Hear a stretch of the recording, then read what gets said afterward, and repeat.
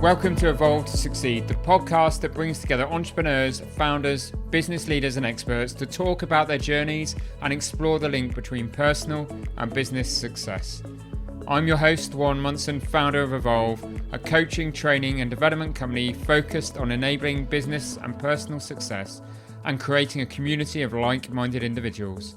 Whether that be through our peer groups, one-to-one coaching, our training and development programs for you and your teams, or through our content and events, our mission is to get the best out of each individual and inspire them to be better both in life and in business.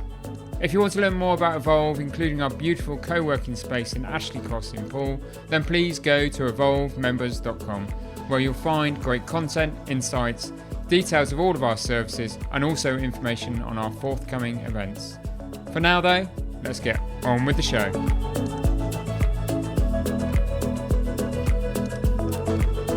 Welcome to this week's episode. My guest today is Joanne Sperryn, who recently co-founded Turbo Gaming with her husband Brian. Turbo Gaming integrates a bicycle onto a turbo trainer with racing games, with the aim of keeping kids and adults fit and active even while playing traditional video games. Turbo Gaming is still in the product development and startup phase, but I was keen to learn more about the business. However, there's a much bigger reason why we brought Joanne onto the show. Joanne has faced enormous obstacles to get where she is today. I'm not going to give too much away, but all I'll say is that Joanne is a truly inspirational individual with amazing insights into resilience, adaptation, dealing with trauma, and mostly just believing in yourself and your abilities and fighting for the things that you want in life. It's a compelling and remarkable account of picking yourself up over and over again and never giving up. I do hope you enjoy the episode.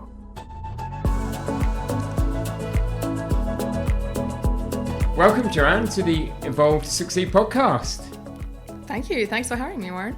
It's going to be great to have you on the podcast. Lots to talk about. The reason you're on the podcast is you recently spoke at an event where one of our team members, Amy Martin, attended, and she was amazed and inspired by your story. We are called the Evolve to Succeed podcast, and from what I understand, although I've said to the team, don't tell me too much, I want to hear it from Joanne directly.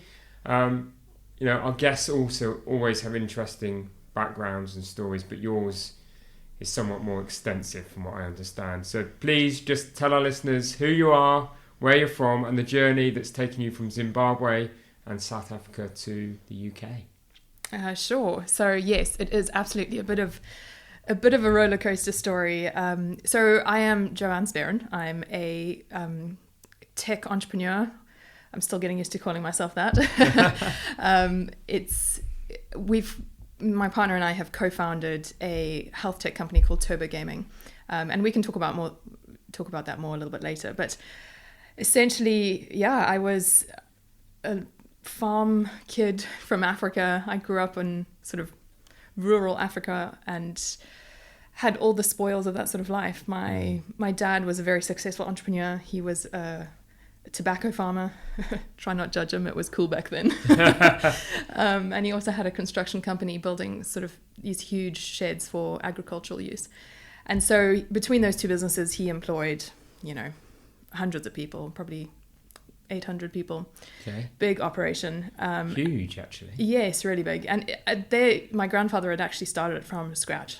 He had gone out. So it was a family business passed through the generations, built further by your father type thing. Not that many generations, because my grandfather went out as a child, kind of in those pioneering colonial days, and kind of started from scratch. And so he had made a lot of progress very quickly, and he had managed to buy one farm and then expand and buy the neighboring farm and expand and buy the neighboring farm. And so by the time I was around, that was this, quite big operation. And it was a fantastic lifestyle. We had all the toys. We had the motorbikes and the horses and, we had a little airplane, and my family are mad about boats. So we had all the sailing boats, and my dad, it was a passion project of his. He spent way too much money on it. He had like a boat building business, because you can imagine Zimbabwe's a landlocked country. Yeah.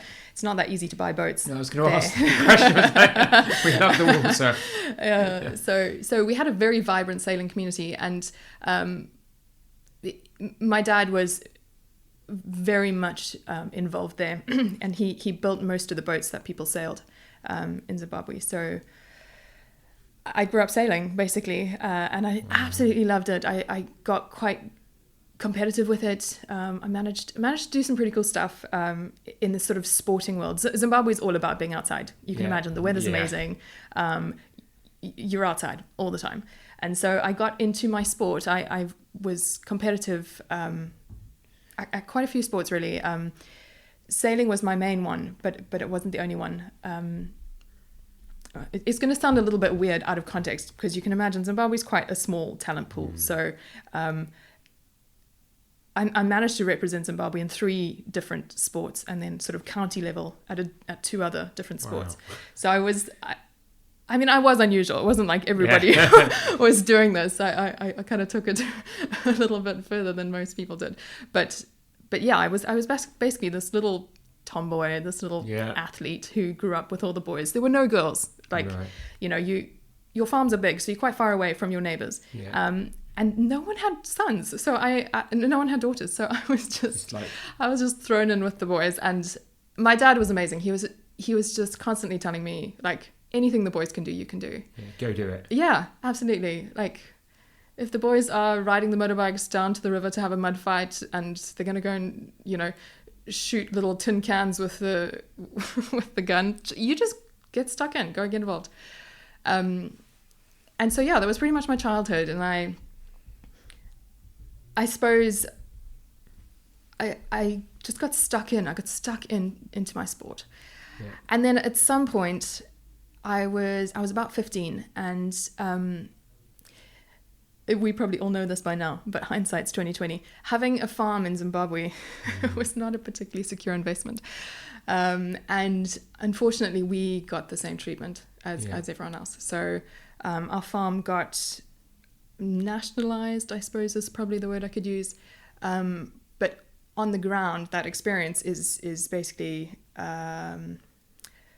bunch of war vets arrive at your property, armed, angry, and not up for a negotiation. And you get given 24 hours, and you need to remove all your stuff from your farm. Wow. And anything left behind after 24 hours is no longer your property. Yeah. So that's quite a tricky moment, because you go through a very quick evaluation process of what's worth saving and what isn't worth saving. What's important in life. Yeah. Yes. Bearing in mind that most of the stuff that has a lot of capital value, like your center pivots or all the steel that's gone into the greenhouses, or your tractors, your irrigation systems, your pumps, your generators, all that stuff, that's not easy to move. So you're like, that's gonna stay. Yeah, you're just like, I'm just gonna write off those several millions of investment. And what we're going to try and save is our important documents, our family photographs, special heirlooms, like the stuff where, like, I can fit this in the back of the bucky, basically, the back of your little truck. So we did. We kind of all scrambled together, got some friends involved, and tried to rescue whatever we could. And then the thing was, we weren't the first farm to have had this treatment. Okay. So once we got to Harare, we were like, okay, where do we store our stuff now? And all the storage facilities were full.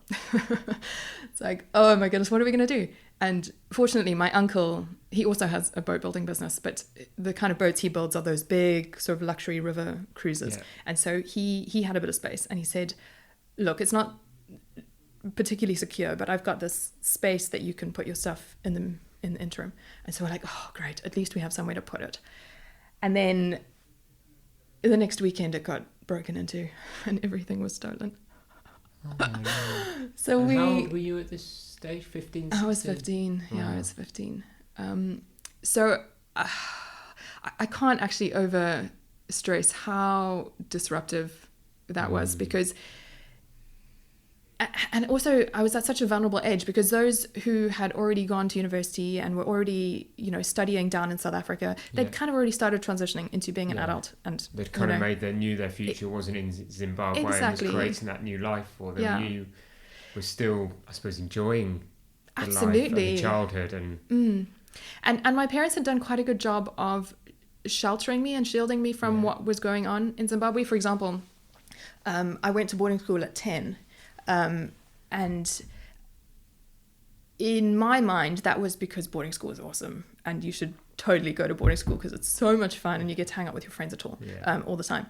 In reality, the reason I went to boarding school was actually because the roads weren't safe. They were starting to there was trouble. There were farms were being taken, things were being burnt, and so it was a safe haven and a safe place for you. Yes, but I didn't know that. No. I was a kid, and I guess for the kids who were young enough to not really know what was going on, they were also sheltered. So that teenage time was tough, because I didn't really understand it, although it was happening all around us, and for a few years there was just this horrible turbulent time. Like when I started high school, we had about 100 kids in my year, and by the time I finished, there were like 20. Wow. So imagine a group of 10 friends and 8 of you leave. It was rough. It was a bit rough on our friendships. Anyway, so the long and the short of that is we had to adjust. So my parents had to rediscover themselves, reinvent themselves. How was it for your dad? Because it was tough for him. Successful, building a business, taking it on from your grandfather, building it, developing it, very entrepreneurial by all accounts, by everything you've said. Yes. Successful, and then there comes that point where he's got the people around him he loves. Yes. But nothing else. Yeah, and so the farm side, he did that with his dad, my grandfather. But the construction thing, he started that from scratch by himself. And by the age of 30, he had hundreds of employees in there. Yeah. That wasn't totally his own. Very entrepreneurial, a real go-getter. And so I think it was tough for him. It like strips you of your identity, where you were a farmer, you were an entrepreneur, you were all these things, and now you don't have any of that stuff. And so many people, and our listeners, I think, will resonate with that. I mean, so many people in business, become defined by their business persona, their business life, their business success, don't they? 100%. And if that's stripped away from you for whatever reason, that's a tough place to be. Absolutely. There was quite a lot of denial in that phase, and there was quite a lot of PTSD, obviously undiagnosed. We didn't really know anything about that stuff back then, certainly not in Zim. So there was this phase where, bless him, my dad was just kind of in denial. He was waiting for us to get back on our farm. He was convinced that there'd been a misunderstanding, and it would be reversed, and we would go back on our farm. And it took until we were in quite a dire situation for him to be like, okay, I need to move on and go and do something else. And so I was in my last year of high school at that point, and my mom and dad had to leave the country and go and do something somewhere else because the economy was terrible. It was hyperinflation. It was just shocking. And I had been in boarding school for quite a long time. I was very independent. They were happy to leave me. Yeah. So they left me with a car and a full tank of fuel and a cell phone and some cash and some very good advice. They said, you should probably get a boyfriend. Which is not normally what your parents say to you when you're a teenager. 16, 15, 16, is it? Yeah, it's like find somewhere you can go on the weekends and the holidays. So anyway, that by the time I'd finished school, and now it was time to, normally you would go to university or do something. We didn't really have the funds to do that. So I was tasked with find a gap year that is as cheap as possible, and that includes accommodation. And, we basically need to continue this whole boarding school theme for a little bit longer. So I did. I found this, it was like a scuba diving apprenticeship program in South Africa. So I'd get basically a study visa, a student visa, and I would go across and do this apprenticeship thing. It was quite an adjustment for me because I was like this, in my head, still this competitive athlete with, all of this potential, and I'd gotten my national colours, and I'd been to world championships, and I'd performed, I'd medaled, and I in my head I was still that person, that opportunity, exactly. And now I'm like in a scuba resort with a bunch of stoners, and I'm like, what am I doing here? Anyway, so every 3 months a new batch of people arrive, and you go through this process. First, you you're driving the tractors and you filling the cylinders and you doing all the greasing and spraying and you're doing all the donkey work. And then you become a dive master and then you become an instructor and you do your skipper's license and whatnot. So 3 months after I arrived, this young man arrived, and I thought he was like 16, but it turns out he was in his mid-20s. He's got a real baby face. And I overheard a conversation. He was saying something about having lived in the UK and having, worked here. And I was like, who is this guy? He was on a sabbatical. And so I got chatting to him and, I asked him, I was like, what do you do? And he said to me, I'm a software developer.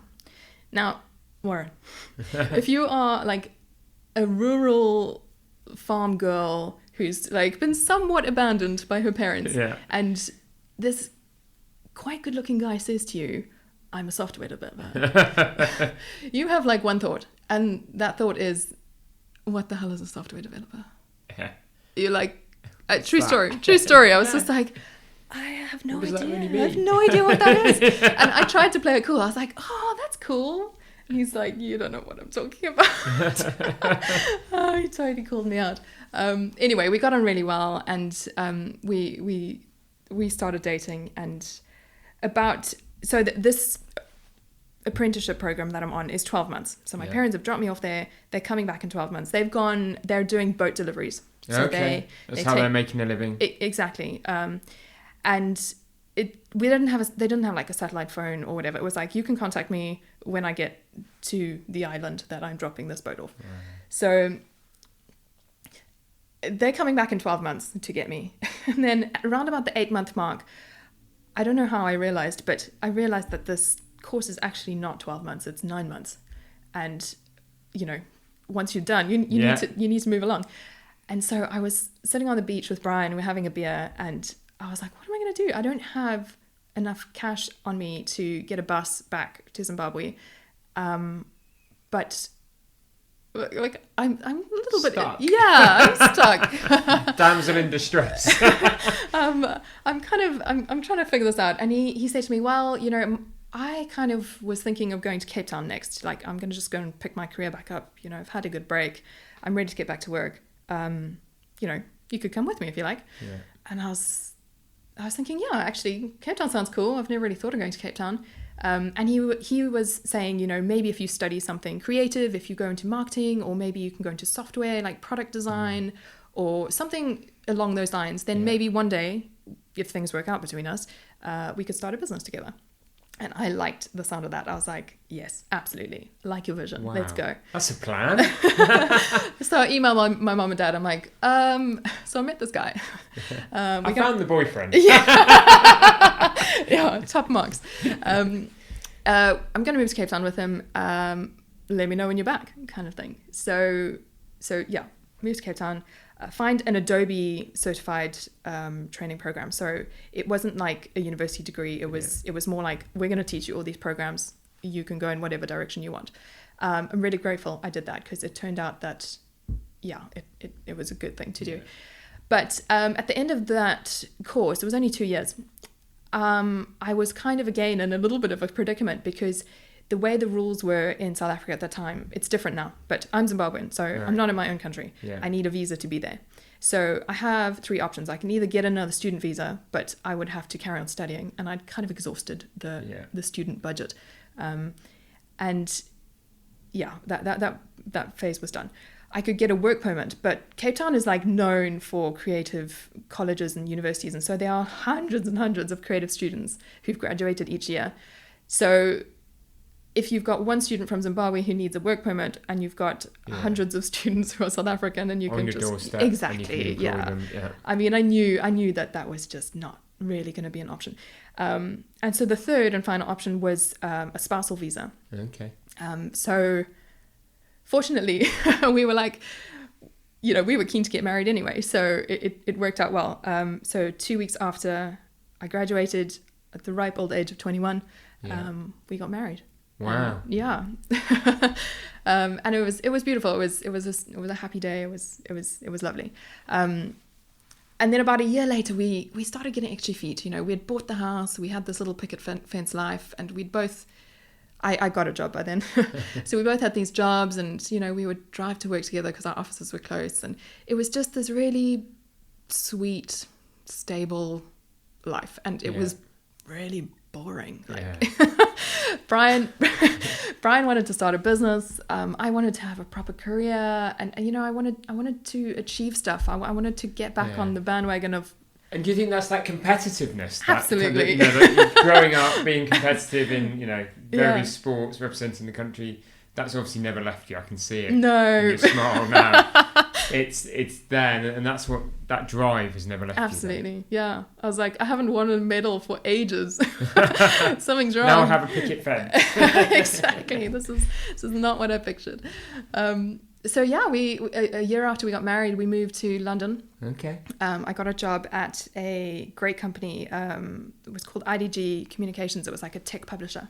And I got to work on all the cool big tech brands. I got to redesign all their publishing websites. So like Computer World, Tech World, CIO. I was involved with Macworld and Digital Arts and just some really cool big brands. But the whole time I was there, I was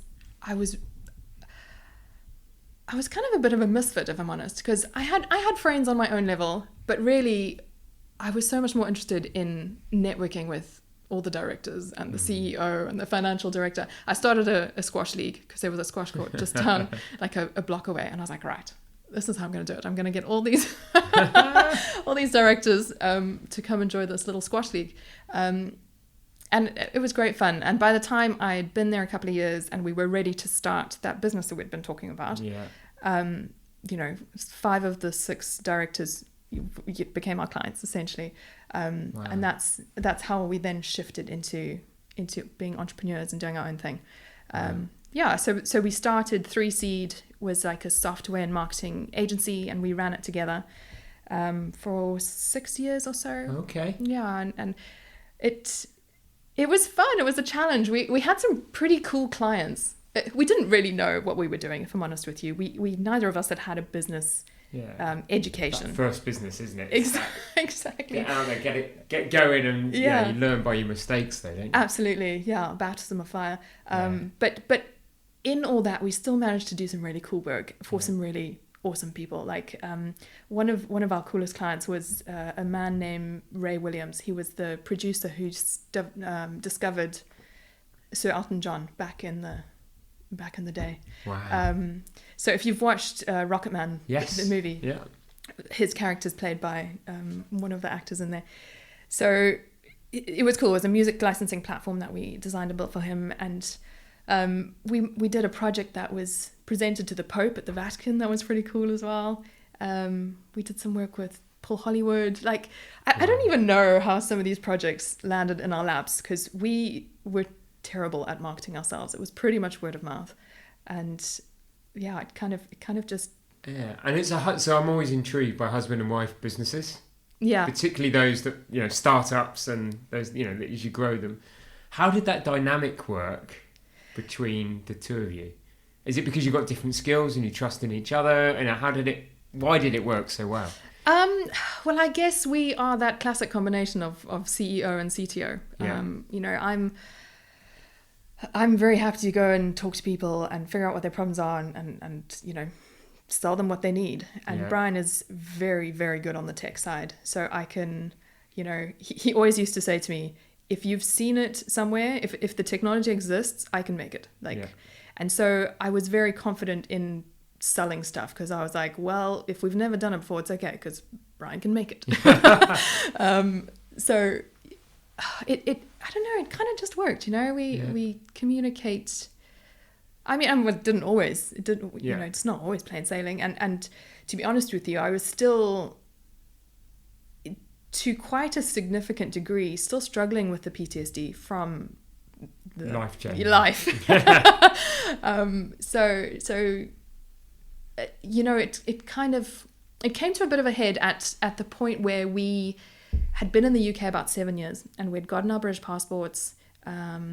We had a baby, and our business had gone okay, but we hadn't grown it, you know. It wasn't something where we were like, we're going to build a team and make this thing, you know, some big exitable business. Okay. We'd kind of done the freedompreneur Yeah. thing. We had traveled quite a lot while we were working, and we'd kept it mainly between the two of us. Yeah. We'd brought in some expertise where we needed to, but mainly we did the work between the two of us.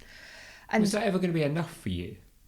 Because we'll talk about what you're doing now, but that driving you to build something and build a team, maybe an exit, or was it just in that time of life that was a perfect existence? In that time of life, I kind of, Brian had kind of taken over where my dad had left off. Yeah. In terms of setting the vision of where we're going and what we're doing, what we're trying to achieve. And so I'd kind of just gone along with Yeah.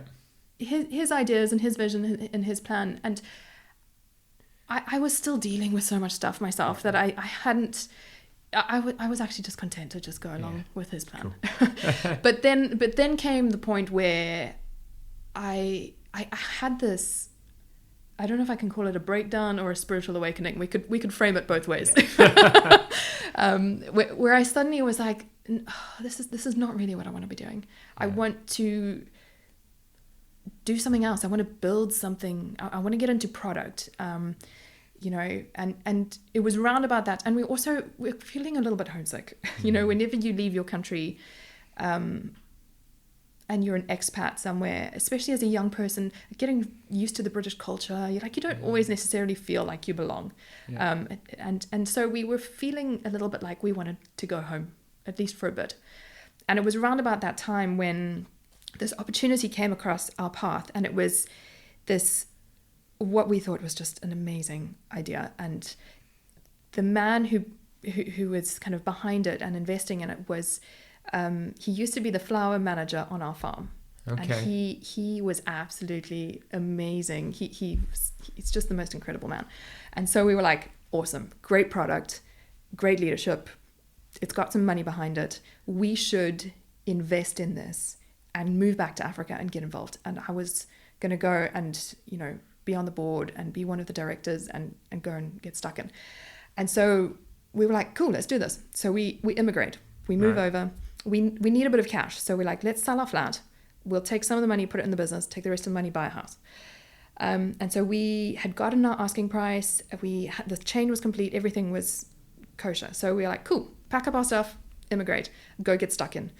And I did. So we moved to Joburg. I got stuck in, started, working on, it was pre-seed. So there was still a lot of market research to be done. It was a food product. So there was, flavor development, product testing, market testing, with all the food safety certifications. There was the branding and the packaging and the go-to-market strategy. There was everything, the whole thing.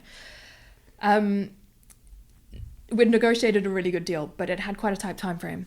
And so everything was just lining up so perfectly. We had our buyer, we were going to exchange and complete, and the money was going to be put into the right account, into the right currency, into the business with like about a week to spare. So we were cutting it fine. It was tight, but it was planned. But it was good because I got to de-risk the business, the whole way along.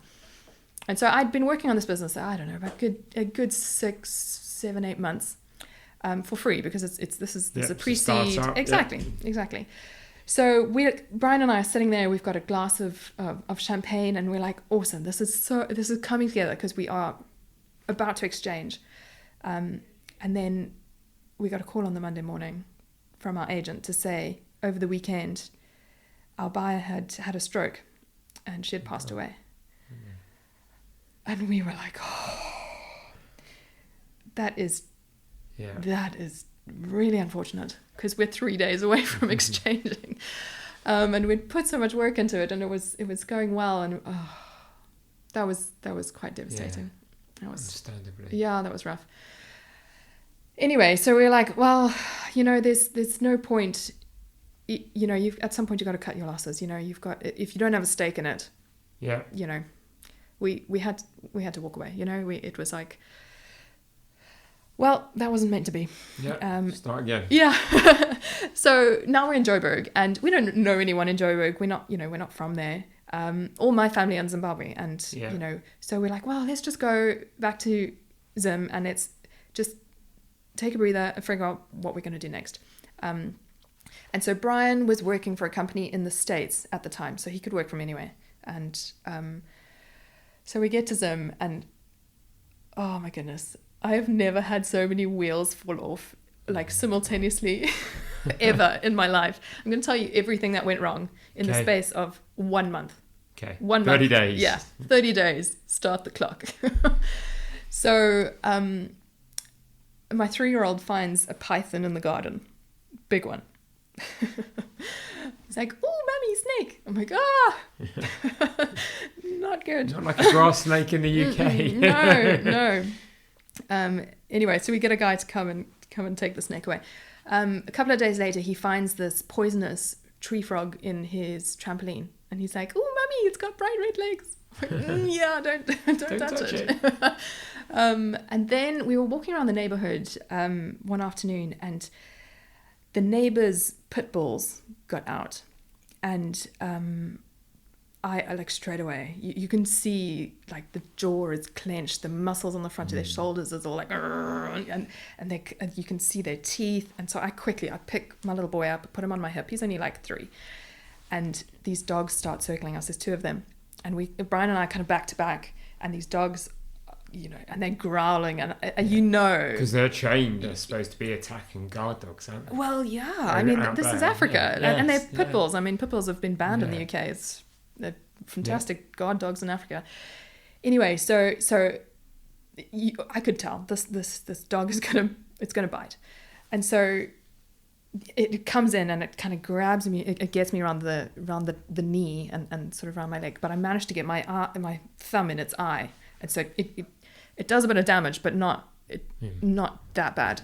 But then it keeps coming back in and it keeps biting me, and eventually it got its canine right into my Achilles, and I just screamed. It was so painful. And at this point, Brian's locked eyes with the other dog, and he has to just like ignore, like he has to just accept the fate that he will probably get bitten by this dog. And he turns around and he just absolutely hoofs this dog that's bitten me, like right in the ribs.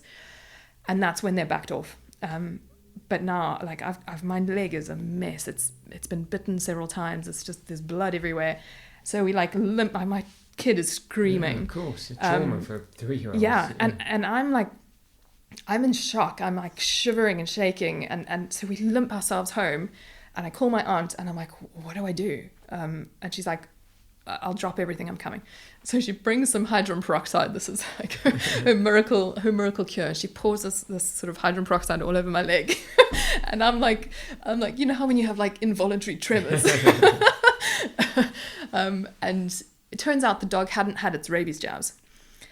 So we're like, oh, that's not good. I need to go and get some rabies shots like right away. And I need to go and have these holes stitched up.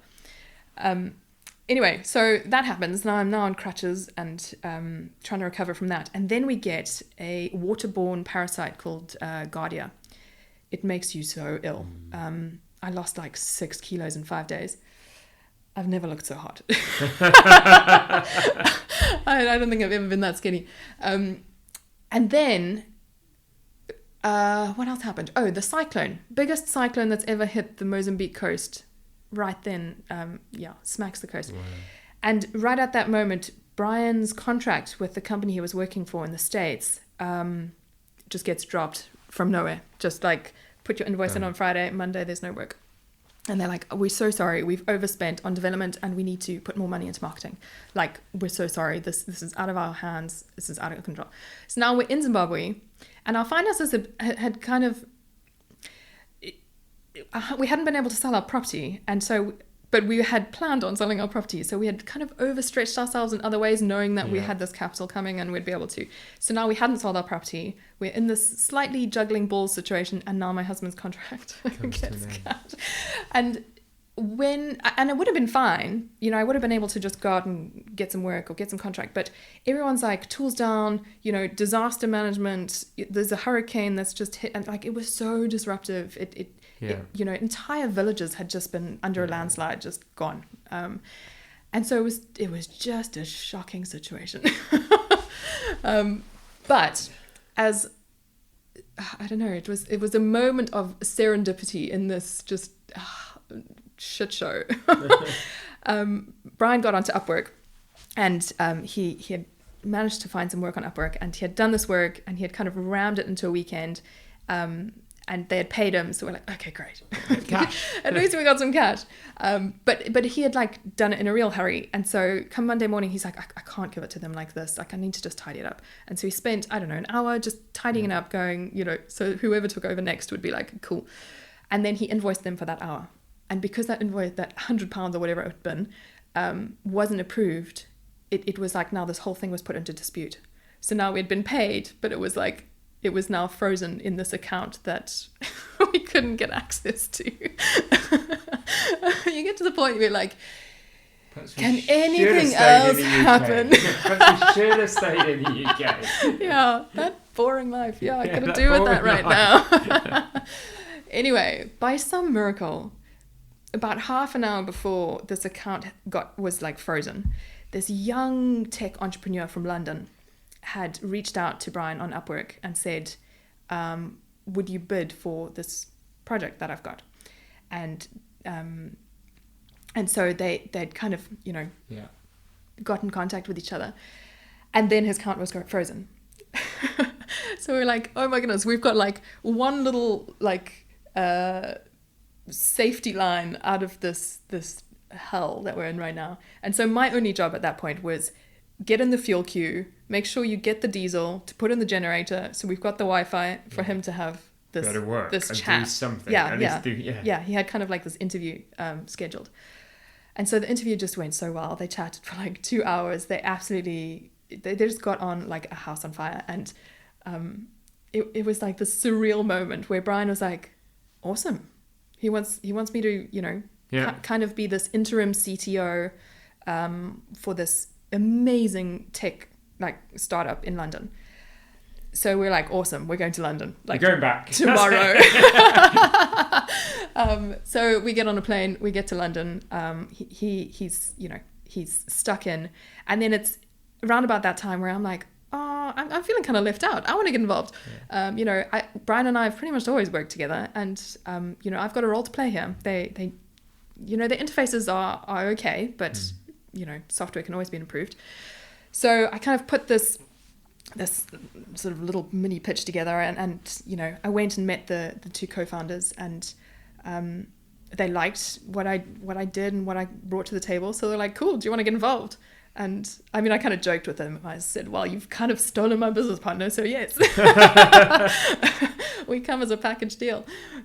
So yeah, the two of us were basically the first two employees of this new tech startup. And the founders were, they're probably some of the most interesting and cool people I've met. The one is kind of my age. He's an angel investor and sort of serial entrepreneur.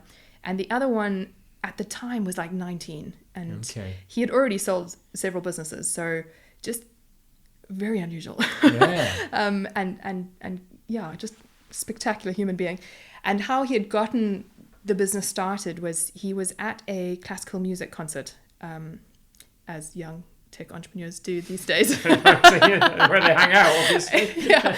And he had recognized Paul Polman, the ex-CEO of Unilever. He recognized him across the in the crowd, and he just went up to him and pitched him his idea, and he liked it. And 6 months later, he's leading their round. And so it kind of had snowballed into this really awesome, really quite well backed, high level tier one sort of investors.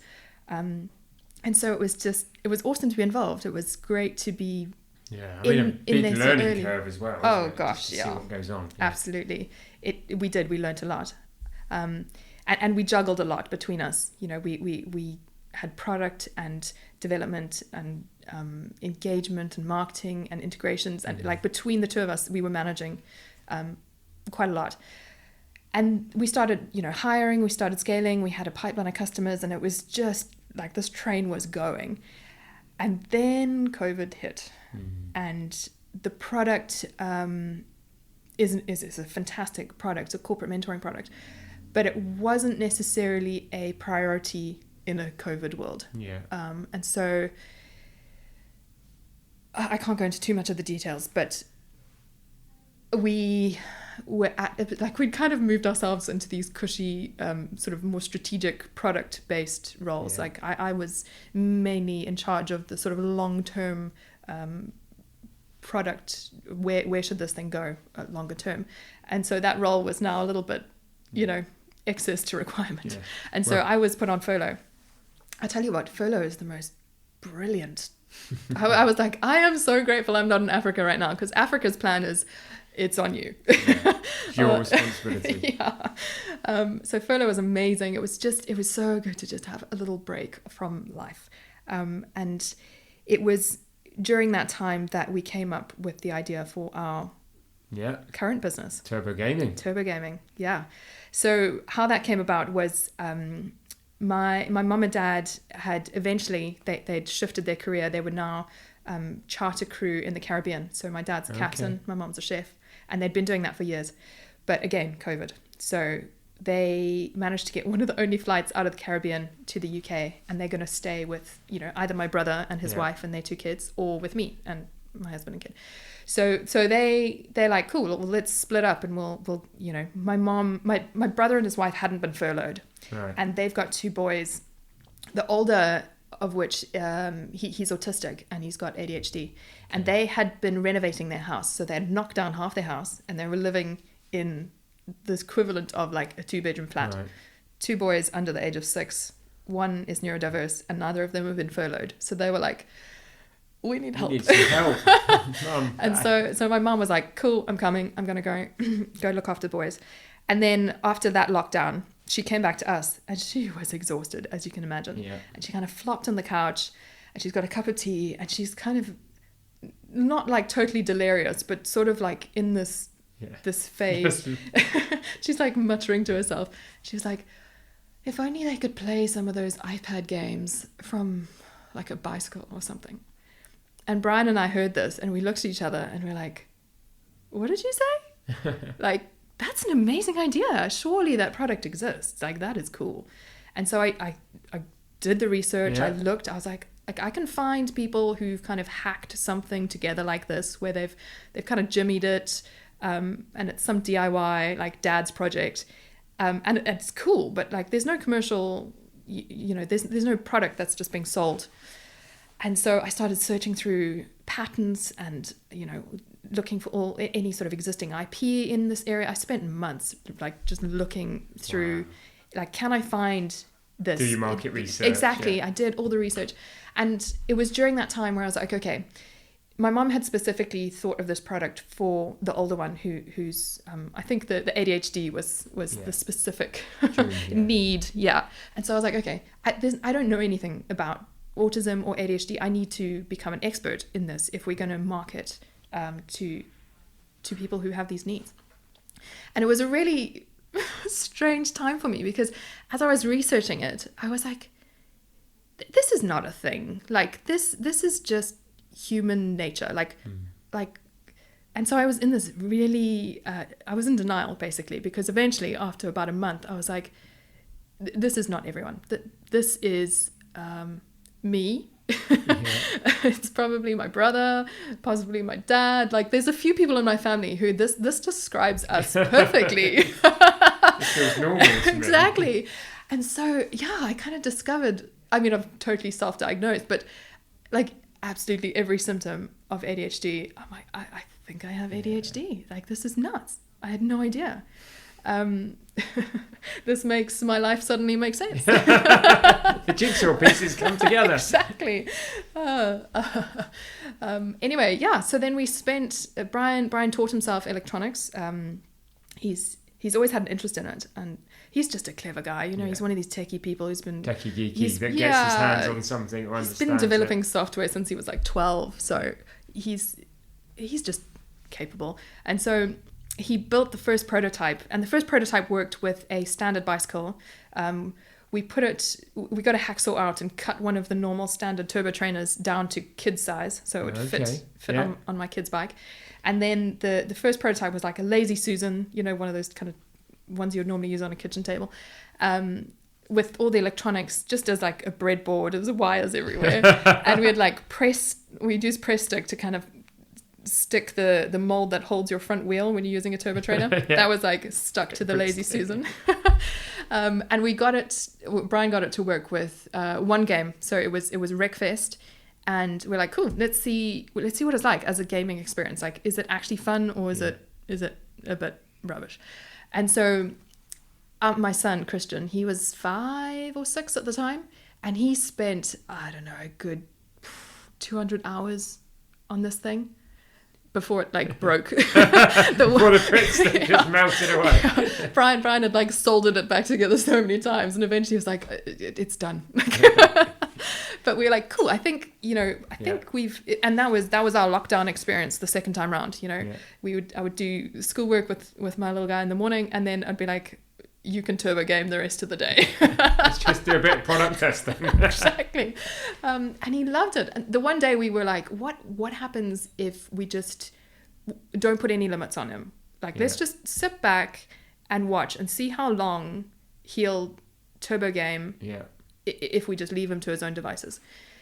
And I don't know, it was like 5 hours or something. This kid, I mean, he got off and had a drink, and he went to the loo, and he had some lunch, but like, it was basically the whole day. Yeah. And I'm like, there is no other way you would get a child to exercise voluntarily for that long. It is so engaging, it's so much fun, and it's exercise. So I'm like, this is amazing. Like, with the obesity pandemic that we're having, with kids being obsessed with games, this solves a lot of people's problems. And so we took it to the next level. We started prototyping, a marketable proper product. We got a industrial design agency here in Poole, Aether Design. We got them involved. They helped us build our first prototype. And then we started testing that with other people, like older kids, kids of different temperaments as well. So not just a little boy with lots of energy, like young girls, teenage girls, older people. My mom gave it a go. Like, we started testing it with... As a cyclist, I want to give it a go. Exactly. I spoke to a few people who loved to Zwift, and they were like, this sounds fun. It's not the same proposition as Zwift. No. It's not competitive like that, and it's not used in the same way. If you were on a strict training program, or if you wanted to do an Ironman or triathlon, this is not the product. This is like, it's mainly for kids. It's mainly for kids, teenagers. But it has a further market in that, doesn't it? Because as adults that just want to get healthy and just want to do something engaging for exercise at home, works, doesn't it? Yeah, and cycling's amazing. It uses so many big muscles, so it's very effective for weight loss, for just cardiovascular health. But we did find a few problems with that prototype. We thought, because it used an actual bicycle, initially we were like, that's great, anybody can use the bike they've already got. But then as we did the testing, we're like, this is really noisy. You've got gears and pedals and wheels and so much resistance, and it's just noisy.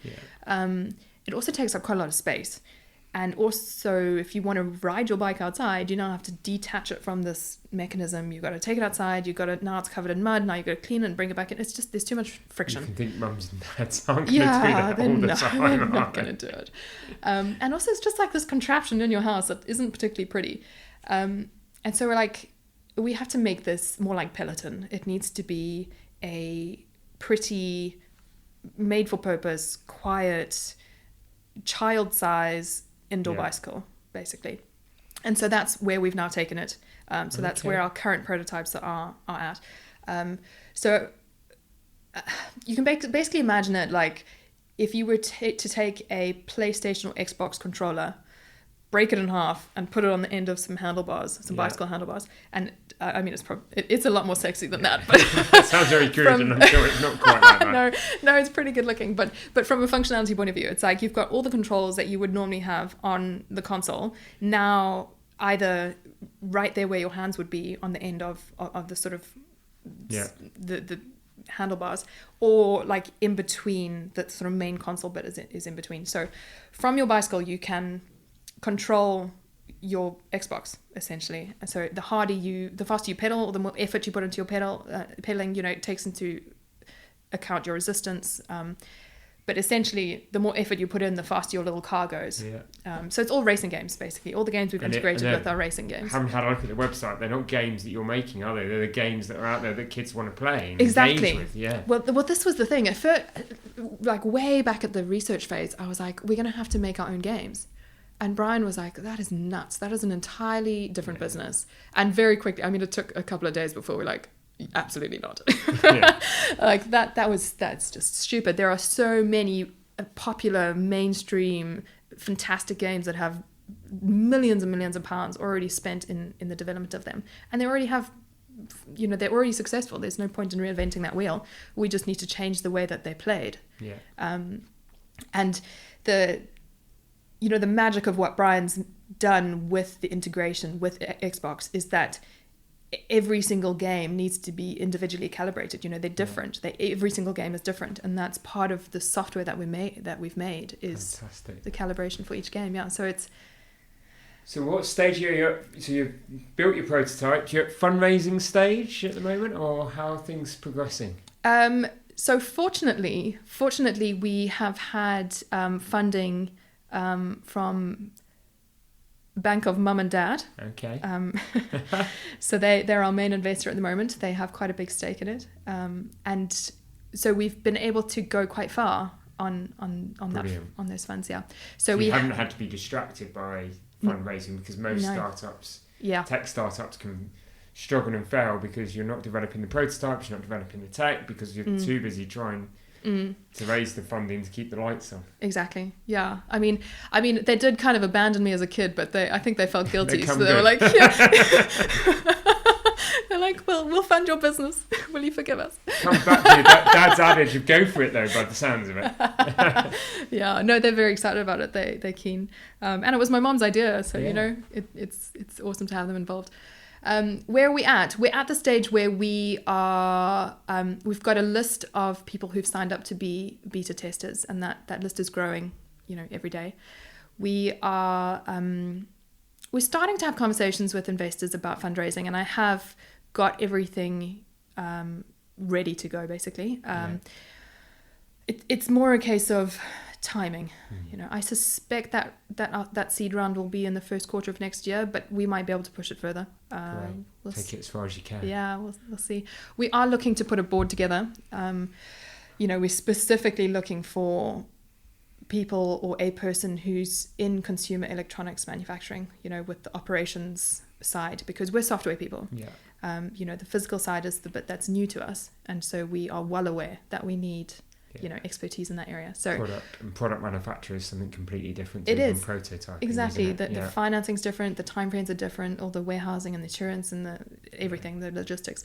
So we're kind of looking to now expand our team in terms of the board. We're sort of trying to pre-recruit ahead of our funding round. So we're getting to the phase where it's feeling real.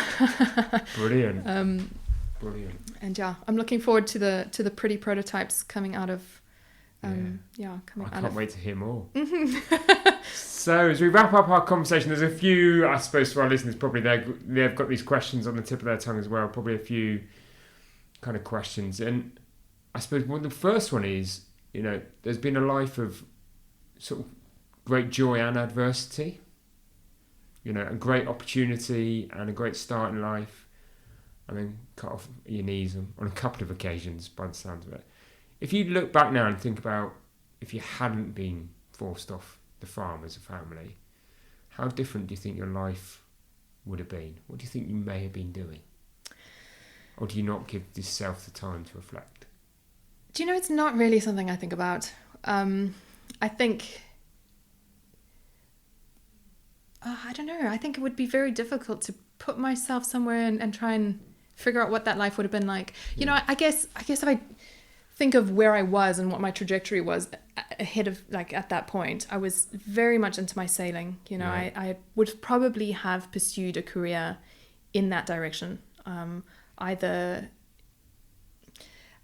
sort of trying to qualify for the Olympics, or going towards the sort of athlete side of it, or possibly more towards, I guess, where my parents have actually ended up now is sort of doing my yacht masters, becoming a captain, being on some super yacht, and probably trying to work my way up to being the boss. Career for you by the sounds of it. Yeah. And then I suppose I've got to add kind of those experiences you've had, that some of those challenges.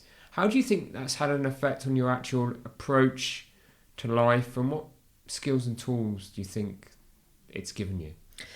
Well, I make light of it, but for a good 14 years, I had quite severe PTSD. And, sitting with all the trauma and the disappointment and the life not working out the way you wanted it to, I had to really process that and sit with that and go through therapy and work my way through all of that. And so in doing the work, I now have this really clear idea of how my brain works and how, the final piece was knowing that I have ADHD. That's quite a big realization. But I really am super aware of myself. I'm super aware of what state I'm in, how my brain is functioning at any moment, because PTSD is a funny thing. It's very dissociative. Like, you almost feel like you're having an out-of-body experience like all the time, basically. It's almost like you're playing a character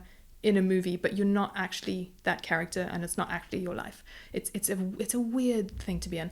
And it was only once I'd kind of recovered from that and that sort of late 20s where I realized, I was like, oh my goodness, I've just been on autopilot for this entire time, and I've not actually really been present and experiencing my life. And so now I'm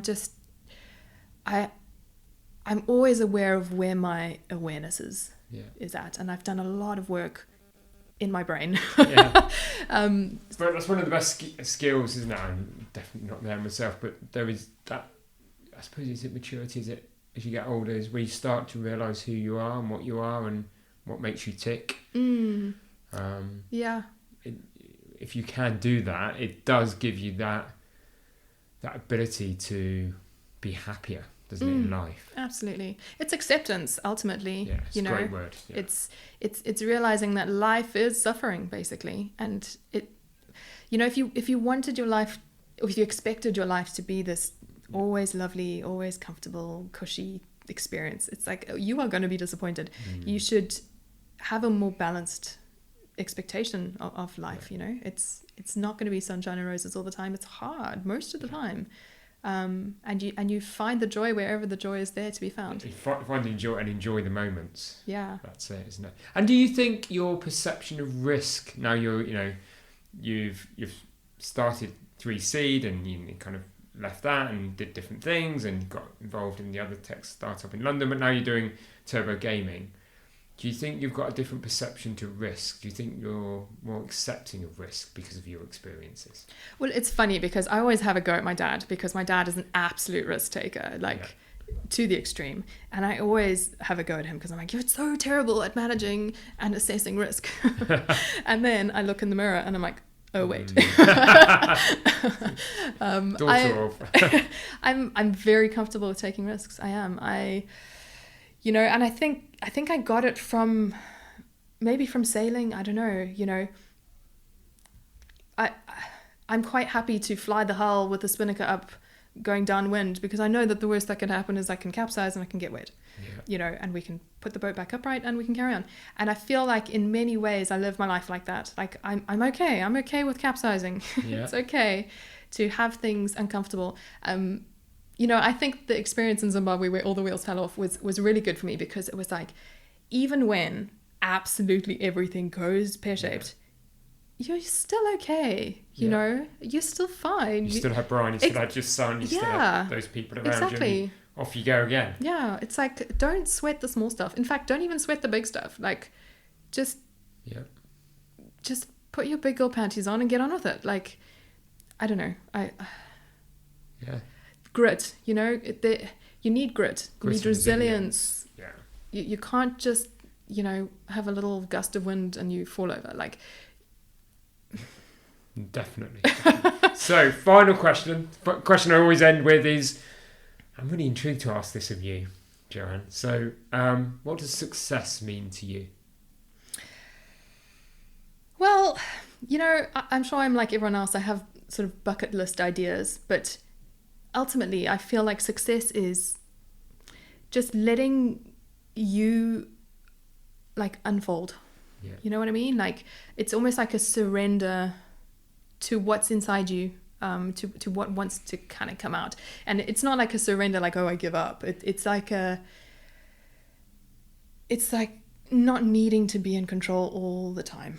You know, you can have goals, you can have ambitions, you can set your intentions, and you can strive in a specific direction. But ultimately, you're not in control of where you end up. I'm not in control of how the market responds to this idea. I'm only in control of making a fantastic product, marketing it as best I can, making sure we don't run out of money, you know, and putting a fantastic team together. I'm not in control of how big this thing gets, how fast it goes, you know. Well, I guess in some regard I am, but do you know what I mean? It's like you can focus on the process, you can control that, but the outcome, I think people who try and control the outcome are very unhappy people. And so for me, the idea of success is to pursue and play wholeheartedly, be absolutely 100% in the game, but be just okay with how it turns out, however it turns out. Brilliant. What a great definition. And I've loved our conversation, Joanne. So much for me to take away. Thank you for being a great guest. If people want to learn more about you or Turbo Gaming, where can they go? Well, Turbo Gaming is at turbogaming.com, and you can find me on LinkedIn. I'm pretty rubbish on social media, if I'm honest with you. I need to get my act together. But yeah, you can find me on LinkedIn. Perfect. Joanne, thank you for being a great guest. Oh, thank you so much for having me, Warren. Great chat.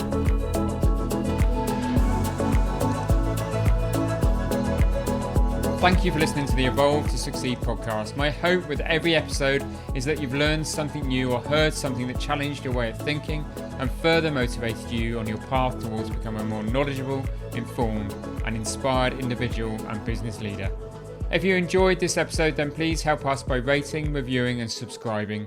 We really value your feedback and would love to have you along for future episodes. And please don't forget to learn more about Evolve by going to evolvemembers.com. Thank you for listening. See you next week.